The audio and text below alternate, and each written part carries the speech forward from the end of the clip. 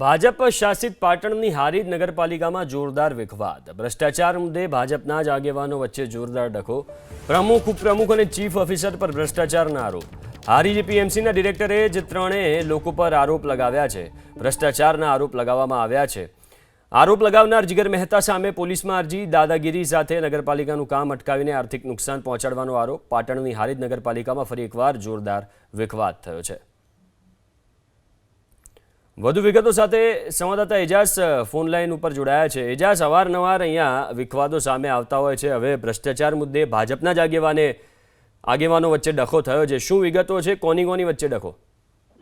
જે રીતના વાત કરવામાં આવે કે ભાજપ શાસિત જે હારીજ નગરપાલિકા છે વારંવાર વિખવાદોમાં સામે આવી છે। વિખવાદોના કારણે હારીજ નગરપાલિકાના વિકાસના કામોમાં પણ ઉભા રહેવાનો વારો આવે છે। એટલે કહી શકાય કે હારીજ નગરપાલિકાના જે ચીફ ઓફિસર છે ત્યારે ચીફ ઓફિસર દ્વારા ભાજપના જે એપીએમસીના ડિરેક્ટર છે તેના વિરુદ્ધમાં પોલીસ અરજી કરવામાં આવી છે કે જે પાણીની ભૂગર્ભની પાણી પાઇપની લાઇનનું કામગીરી ચાલતી હતી ને તેમાં દખલગીરી કરવા તેમજ અશબ્દો કોન્ટ્રાક્ટરને બોલવા તેમજ પાઇપ તોડવાના બાબતને લઈને પોલીસ સ્ટેશનમાં એમના વિરુદ્ધમાં અરજી આપવામાં આવી છે ચીફ ઓફિસર દ્વારા। ત્યારે સામે વાત કરવામાં આવે કે સામે જે ભાજપના જે ડિરેક્ટર છે તેમના ધારવા પણ ચીફ ઓફિસર તેમજ પ્રમુખ, ઉપપ્રમુખ સામે પણ પોલીસ અરજી આપવામાં આવી છે। એટલે કહી શકાય કે ભાજપ શાસિત નગરપાલિકામાં ભાજપનો જ અંદરનો વિખવાદ છે તે સામે આવ્યો છે। સાથે વાત કહી શકાય કે પ્રમુખ, ઉપપ્રમુખ તેમજ ચીફ ઓફિસર ઉપર ગંભીર આક્ષેપો લગાવવામાં આવ્યા છે। ભ્રષ્ટાચારના આક્ષેપો લગાવવામાં છે તેને લઈને એકબીજા સામે પોલીસ અરજીઓ કરવામાં આવી છે। પરંતુ કહી શકાય કે સ્થિતબંધ પાર્ટી ધરાવતી આ ભાજપ પાર્ટી છે તેમજ ભાજપની નગરપાલિકા છે તેમજ ભાજપના જ કોર્પોરેટરો ચૂંટાયેલા છે ત્યારે ભાજપના પ્રમુખ, ઉપપ્રમુખ પણ ભાજપ નગરપાલિકાના છે। સાથે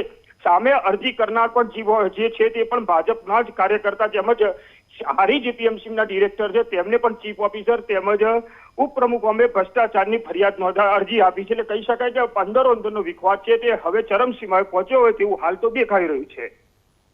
આભાર એજાઝ વિગતો આપવા માટે।